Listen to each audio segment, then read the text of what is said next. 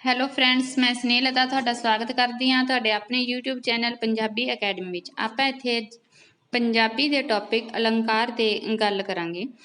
अलंकार संस्कृत भाषा का एक शब्द है जो दो शब्दों तो मिलके बनया है।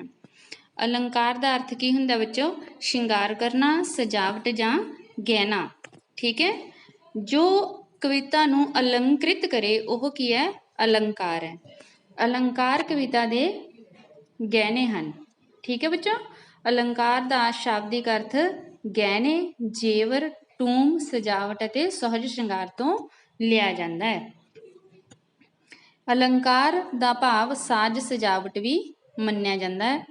ये सजावट कविता उपर भारू नहीं होनी चाहिए, सगों कविता के भावां नूं प्रगट करने वाली होनी चाहिए है। ठीक है प्यारे बच्चों, अलंकार की है? तुहानूं समझ आ गई कि अलंकार की एक कविता के गहने हुंदे हन जिस दे नाल कविता का हार श्रृंगार, मतलब जिसनूं देख के कविता सानूं पढ़न का मन करता है, वो की है? अलंकार है। अपने पंजाबी विच एक आचार्य होए सीगे भरत मुनि जिन्हां ने अपने ग्रंथ नाट्य शास्त्र विच अलंकार संबंधी अपने विचार प्रगट किए सन। किन्हां ने किए सी? आचार्य भरत मुनि ने। ठीक है बच्चों, उन्हां ने अलंकारां नूं की कहा है? कविता का जरूरी तत्त मन्निया। कविता नूं की मन्निया? जरूरी तत्त। अपने एक होर पंजाबी दे लेखक होए है भाम्या, उन्होंने ने इन्हां दी परिभाषा दी है, अलंकार कविता के श्रृंगार लिए जरूरी हैं। ठीक है, एक है आचार्य वमन, उन्होंने भी कविता की एक परिभाषा दी है, अलंकार करके ही कविता ग्रहण करन योग हुंदी है। मतलब कि जे कविता विच अलंकार हुंदा तां ही आपां उसनूं अपना उसनूं पढ़न का मन करदा, उस दे विच सहज श्रृंगार पैदा हुंदा है। बिना अलंकार तो कोई भी कविता पढ़न का मन नहीं करता, मतलब उहदे विच कोई सौंदर्य भाव ही नहीं आता। कविता विच सौंदर्य का नाम ही की है? अलंकार है। डॉक्टर प्रेम प्रकाश सिंह उन्होंने भी एक परिभाषा दी है इहदे बारे, अलंकार काव्य कला का अनोखा ते निराला ढंग है।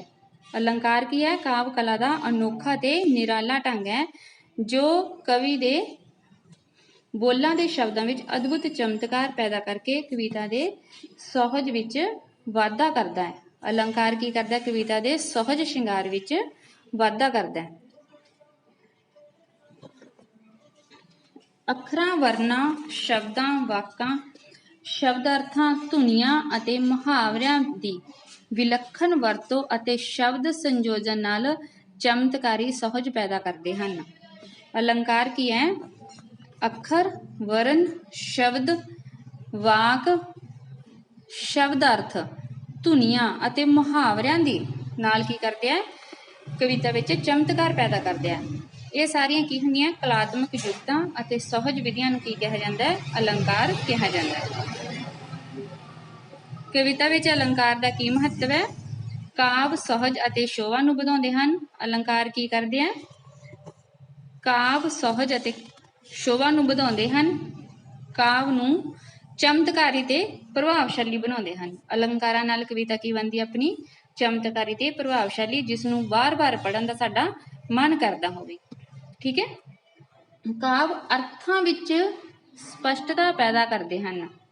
अलंकार की करते हैं? शब्दां विच भी स्पष्टता पैदा करते हैं, अर्थां विच भी स्पष्टता पैदा करते हैं। काव्य नूं की कराउंदे हैं? स्वादला बनाउंदे हैं। काव्य का मतलब की हुंदा है? कविता। कविता नूं की बनाउंदे हैं? स्वादला। कवि दे व्यंग, अदा, कल्पना अते शैली दीयां युक्तां नूं वधाउंदे हन। कविता दे की है? ये अंग ने भी एक कवि है, वह कविता नूं किस तरीके नाल पेश करदा है, किस अदाकारी नाल पेश करदा, वो कविता विच की कल्पना करदा है, तो उहदे लिखण दा तरीका की है जिसनूं आपां की कहने हैं? शैली। ये सारियां युक्तां किस दे नाल वधदियां हन? अलंकार नाल। ठीक है बच्चों, आपां अगे गल करदे हां अलंकार दे वर्गीकरण बारे। अलंकारां दा वर्गीकरण किन्ने प्रकार नाल कर सकदे हां आपां? 3 प्रकार नाल। ठीक है, अलंकारां दा वर्गीकरण किन्ने तरीके नाल हुंदा है? 3 तरीके नाल। पहला की है? शब्द अलंकार। शब्द अलंकार तो की भाव है भी जिस कविता विच शब्दां राहीं अलंकार पैदा किया जाए, उसके शब्द ही इन्ने प्यारे होण पढ़न विच कि साडा उन्हां नूं देख के बार बार पढ़ के कविता बार बार पढ़न का दोहराओ करन का मन करे, उन्हां नूं की कहा जाता है? शब्द अलंकार। ठीक है, शब्द अलंकार शब्दां राहीं चमत्कार पैदा करना ही शब्द अलंकार कहलाउंदा है। शब्द अलंकार किन्ने प्रकार दे हुंदे हन? देखो, अनुप्रास अलंकार, जमक, श्लेष, धुनी ते विकृति। ठीक है, एक ही ने शब्द अलंकार ने। पर पंजाबी विच सब तो मशहूर अलंकार शब्द अलंकार केड़ा है? अनुप्रास अलंकार। ठीक है, अगे अपना आउंदा है अर्थ अलंकार। ठीक है बच्चों, अर्थ अलंकार केड़ा हुंदा है? अर्थ अलंकार जिस विच अर्थां नाल सहज स्वाद पैदा किया जाता कविता विच, उसनूं आपां कहने अर्थ अलंकार। अर्थां राहीं चमत्कार पैदा करना की कहलाउंदा है? अर्थ अलंकार। ठीक है, इहदे विच किहड़े-किहड़े आउंदे ने? उपमा, रूपक, दृष्टांत, अतिकथनी ते उल्लेख। पंजाबी विच सब तो वध प्रयोग होने वाले अर्थ अलंकार ने उपमा, रूपक, दृष्टांत ते अतिकथनी। ठीक है बेटा, अगे आपां गल करदे हां शब्द अर्थ अलंकार दी। तीन प्रकार के आपां अलंकार पढ़े सी, जिस दे विचों पहला आपां देखिया शब्द अलंकार, फिर अर्थ अलंकार ते अगे है शब्द अर्थ अलंकार। जिस अलंकार विच शब्द अते अर्थ दोहां राहीं चमत्कार पैदा किया जाता है, उन्हां नूं की कहा जाता है? शब्द अलंकार। ठीक है, इहदे विच किहड़े हुंदे ने? अतिशयोक्ति परक, प्रश्नोत्तर ते तुलनात्मक। पर पंजाबी विच इस अलंकार की कोई ज़्यादा महत्ता नहीं है। ठीक है, पंजाबी विच अपने दो ही अलंकार ज़्यादातर वरते जाते हैं, शब्द अलंकार अते अर्थ अलंकार। अज आपां पंजाबी दे पहले अलंकार शब्द अलंकार विचों जिसनूं आपां देखिया सी कि अनुप्रास अलंकार बारे चर्चा करांगे। ठीक है,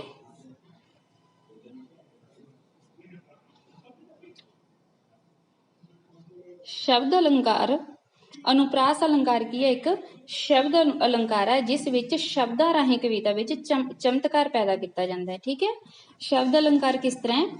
जद कविता विच इक्को जिहे समान वरन अखर दा वार वार दोहराव होवे। ठीक है, किन्ना दा? इक्को जिहे वरन जां इक्को जिहे अखरां दा वार वार दोहराव होवे, उस विच संगीतमई लय, वजन अते तोल पैदा हुंदा होवे। ठीक है, उसनूं की कहने असीं? अनुप्रास अलंकार कहंदे हां। की यह अनुप्रास अलंकार की एक शब्द अलंकार है जिस दे विच वर्णां दा, अखरां दा वार वार दोहराव हुंदा ते उस दे विच एक संगीत, एक लय जी बन जांदी है। वो शब्द अखर एक दूजे नाल जुड़दे जांदे ने, तां उसनूं की कहने असीं? अनुप्रास अलंकार। ठीक है, इसकी एक परिभाषा देखांगे आपां। डॉक्टर प्रेम प्रकाश जी की परिभाषा है, तुक विच अखरां जां वरनां नूं वार वार दोहराया जाता है जां वरन दा वार वार आना की कहलाउंदा है? शब्द अलंकार। जिस तरह आपां इसकी एक एग्जाम्पल देखते हैं, सतगुर सुच्चा पातशाह साध सुंगत सचखंड बसाया। देखो बच्चों, इस दे विच की आया? बार बार एक वरण का दोहराव हो रहा है। ये देखो, सत स, सुच्चे च भी स, पातशाह च स, साध संगत सच वसाया। की इहदे विच वार वार स वरण का दोहराव हो रहा है, जिस करके सानू पता लग रहा है कि यह एक अनुप्रास अलंकार है। अनुप्रास अलंकार विच आपां की देखिया सी, जिहदे विच वर्ण जां अखर का वार वार दोहराव होवे, वो कि एक अनुप्रास अलंकार है। ठीक है, इसकी आप एक होर एग्जाम्पल देखते हैं, जिस विच है फिर रूप स्वरूप अनूप दिसे, फिर जिंद दीवानी झली झली। इस विच देखो तुसी, पहला रूप आया, फिर उसकी एक संगीतात्मक लय जुड़ रही है, रूप, फिर स्वरूप, अनूप। अगली लाइन विच है फिर जिंद दीवानी झली झली। बार बार शब्दां दा की हो रहा है? दोहराव हो रहा है। फिर होश बेहोश मदहोश होई, फिर पातुर लेंदी गली गली। इहदे विच देखो शब्दां दा बार बार दोहराव हो रहा है, तां इह की अपना एक अनुप्रास अलंकार है, जो कि एक शब्द अलंकार है। ठीक है बेटा, अनुप्रास अलंकार दे की अगे 5 भेद ने। अनुप्रास अलंकार दे 5 भेद हुंदे हन। पहला की है शेक, वृत्ति, फिर श्रुति, ਤੇ ਚੌਥੇ ਨੰਬਰ ਤੇ ਕੀ ਹੈ ਲਾਟ ਤੇ ਲਾਸਟ ਤੇ ਕੀ ਹੈ ਅੰਤ। ਠੀਕ ਹੈ ਪਿਆਰੇ ਬੱਚੋ, ਸਮਝ ਆ ਗਿਆ ਅਲੰਕਾਰ ਕੀ ਹੁੰਦੇ ਹਨ। ਅੱਜ ਆਪਾਂ ਇਸ ਵੀਡੀਓ ਵਿੱਚ ਦੇਖਿਆ ਕਿ ਅਲੰਕਾਰ ਕੀ ਹੁੰਦਾ ਹੈ। ਅਲੰਕਾਰ ਕਵਿਤਾ ਦੇ ਗਹਿਣੇ ਹੁੰਦੇ ਹਨ ਜਿਸ ਨਾਲ ਕਵਿਤਾ ਵਿੱਚ ਸੁਹਜ ਪੈਦਾ ਹੁੰਦਾ ਹੈ, ਸਜਾਵਟ ਪੈਦਾ ਹੁੰਦੀ ਹੈ, ਜਿਸ ਕਰਕੇ ਸਾਨੂੰ ਕਵਿਤਾ ਨੂੰ ਬਾਰ-ਬਾਰ ਦੇਖਣ ਤੇ ਪੜ੍ਹਨ ਦਾ ਮਨ ਕਰਦਾ ਹੈ। ਅਲੰਕਾਰ ਦੇ ਵਿੱਚ ਫਿਰ ਆਪਾਂ ਉਸ ਤੋਂ ਬਾਅਦ ਇਹਨਾਂ ਦੀ ਪਰਿਭਾਸ਼ਾ ਨੂੰ ਦੇਖਿਆ ਕਿ ਅਲੰਕਾਰ ਕਵਿਤਾ ਦੇ ਸ਼ਿੰਗਾਰ ਲਈ ਬਹੁਤ ਹੀ ਜ਼ਰੂਰੀ ਹਨ। ਠੀਕ ਹੈ, ਉਸ ਤੋਂ ਬਾਅਦ ਕੀ ਹੈ ਕਿ ਅਲੰਕਾਰ ਦਾ ਕਵਿਤਾ ਵਿੱਚ ਮਹੱਤਵ ਕੀ ਹੈ ਕਿ ਅਲੰਕਾਰ ਤੋਂ ਬਿਨਾਂ ਕੋਈ ਵੀ ਕਵਿਤਾ ਵਿੱਚ ਸੁਹਜ ਸਵਾਦ ਨਹੀਂ ਪੈਦਾ ਹੁੰਦਾ ਤੇ ਇਸ ਤੋਂ ਬਿਨਾਂ ਕਵਿਤਾ ਕੀ ਹੈ ਇਹ ਬੇਸਵਾਦ ਵੀ ਬਣ ਜਾਂਦੀ ਹੈ। ਅਲੰਕਾਰ ਅੱਗੇ ਪੜ੍ਹਿਆ ਆਪਾਂ ਨੇ, ਇਸ ਦਾ ਵਰਗੀਕਰਨ, ਅਲੰਕਾਰਾਂ ਦਾ ਕਿੰਨਾ ਵਰਗੀਕਰਨ ਹੈ 3 ਪ੍ਰਕਾਰ ਆਪਾਂ ਇਹਨਾਂ ਨੂੰ ਵਰਗੀਕ੍ਰਿਤ ਕੀਤਾ ਹੈ। ਪਹਿਲਾ ਹੈ ਸ਼ਬਦ ਅਲੰਕਾਰ, ਫਿਰ ਅਰਥ ਅਲੰਕਾਰ ਤੇ ਸ਼ਬਦ ਅਰਥ ਅਲੰਕਾਰ। ਇਸ ਤੋਂ ਬਾਅਦ ਆਪਾਂ ਨੇ ਪੜ੍ਹਿਆ ਸ਼ਬਦ ਅਲੰਕਾਰ ਦਾ ਭੇਦ, ਅਨੁਪ੍ਰਾਸ ਅਲੰਕਾਰ ਜੋ ਕਿ ਪੰਜਾਬੀ ਵਿੱਚ ਸਭ ਤੋਂ ਵੱਧ ਮਸ਼ਹੂਰ ਹੈ। ਠੀਕ ਹੈ ਬੱਚਾ, ਅਗਲੀ ਵੀਡੀਓ ਵਿੱਚ ਆਪਾਂ ਪੜਾਂਗੇ ਅਰਥ ਅਲੰਕਾਰ। ਮੈਨੂੰ ਪੂਰੀ ਉਮੀਦ ਹੈ ਕਿ ਤੁਹਾਨੂੰ ਇਹ ਵੀਡੀਓ ਬਹੁਤ ਪਸੰਦ ਆਈ ਹੋਵੇਗੀ ਤੇ ਤੁਹਾਨੂੰ ਇਹ ਜੋ ਵੀ ਪੜ੍ਹਿਆ ਆਪਾਂ ਤੁਹਾਨੂੰ ਸਮਝ ਆਇਆ ਹੋਵੇਗਾ। ਜੇ ਤੁਹਾਨੂੰ ਵੀਡੀਓ अच्छी लगी है तो please like share and subscribe करना ना भूलो। Thank you.